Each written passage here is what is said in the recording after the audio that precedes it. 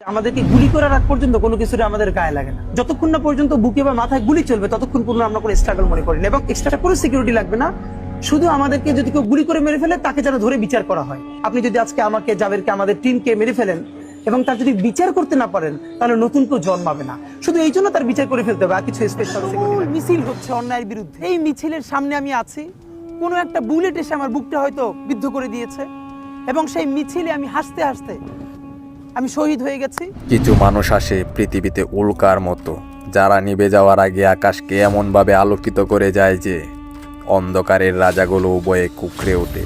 উসমান হাদি ছিলেন সেই আলোর নাম। তিনি এসেছিলেন, দেখেছিলেন এবং স্থবির রক্তে দ্রোহের স্ফুলিঙ্গ জ্বালিয়ে দিয়ে চলে গেলেন।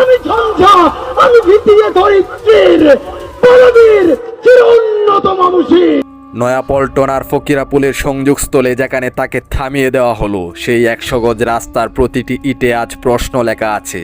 কেন ওয়েস্টার্ন রেস্টুরেন্ট বা চায়না বিল্ডিং এর ফুটেজগুলো প্রকাশ্যে আসছে না? সিসি ক্যামেরা তো মিথ্যা বলে না, তাহলে সত্যকে আড়াল করার এই মরিয়া চেষ্টা কার স্বার্থে?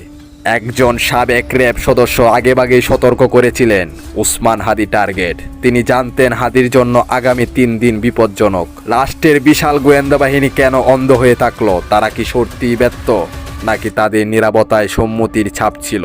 স্বরাষ্ট্র উপদেষ্টাকে যখন প্রশ্ন করা হয় নিরাপত্তা নিয়ে, তিনি উত্তর দেন পেঁয়াজের বাজার নিয়ে। এই অবহেলা কি কেবলই অযোগ্যতা, নাকি কোনো গভীর ষড়যন্ত্রের অংশ?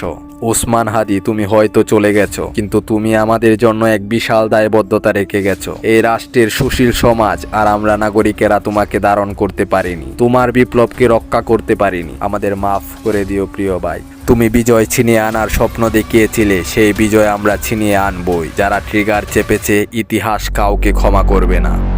যেদিন নিয়ে যাবেন, আমি স্বপ্ন দেখে যেতে চাই, আমি আমাদের এমন টিম, আমি আমার সন্তানকে রেখে যেতে চাই।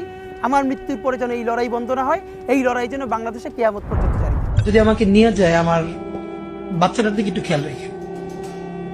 আল্লাহ যদি আমাকে নিয়ে যায়, আমার বাচ্চাটার দিকে একটু খেয়াল রেখে। আল্লাহ যদি আমাকে নিয়ে যায়, আমার বাচ্চাটার দিকে একটু খেয়াল রেখে।